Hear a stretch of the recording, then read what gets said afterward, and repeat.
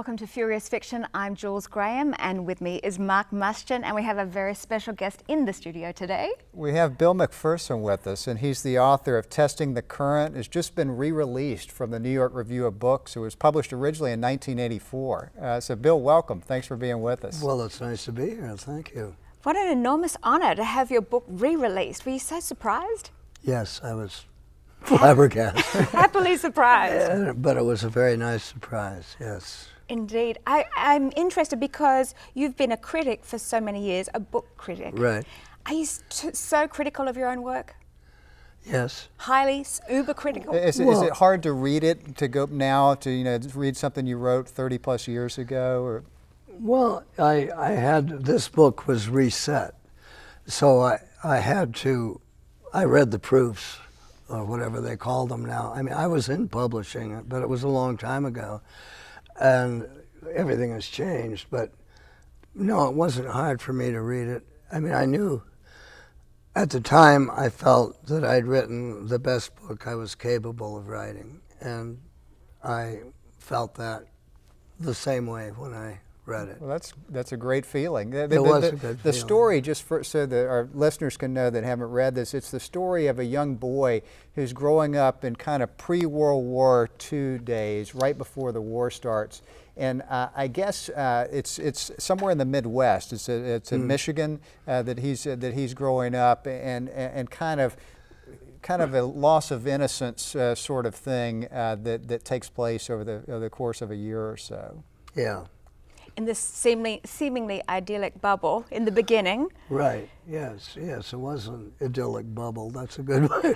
And it was that. I assume that some of this. I mean, every book is autobiographical to some degree, but is this particularly so? I mean, you're from the Midwest, right? Right.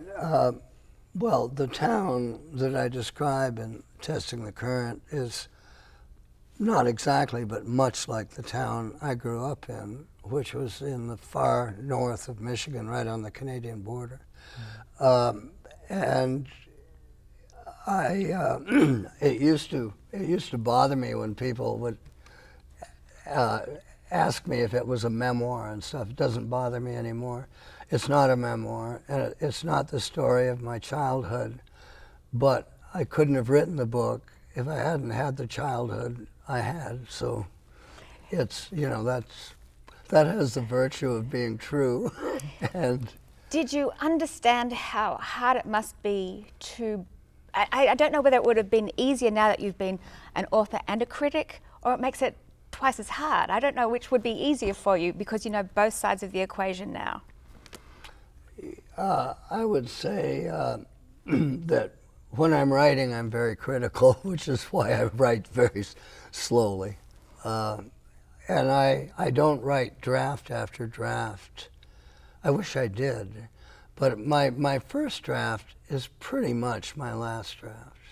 You must think in very concise thoughts then. It must be very good. I mean, Mark, do you do that? No, it takes me a lot of drafts, but that's, I wish I could do that. Well, it takes me a lot of time, so Yeah, and what are you working on at the moment?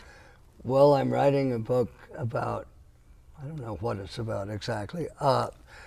It's supposed to be about Romania. I know that sounds a little weird, but I went to Romania right after the revolution was still going on in early 1990. I went there for 3 days, and I ended up spending most of 6 years there. 3 days to 6 years. Yeah. Oh, wow. This will be interesting, I'm sure. Well, Testing the Current, it says that it is a flawless literary achievement. Congratulations so much. I mean, 30 years later, it must be a wonderful feeling. Yes, it is. I mean, I've been in publishing, and as well, I was an editor at a publishing house, and I know how it works, and I know books disappear, and that's just the way it is. Not this one. We're glad this one's back. Well, I am too. It's not going anywhere. Thanks for coming on the show. Thank you very much for asking me. We'll be back with more Furious Fiction later.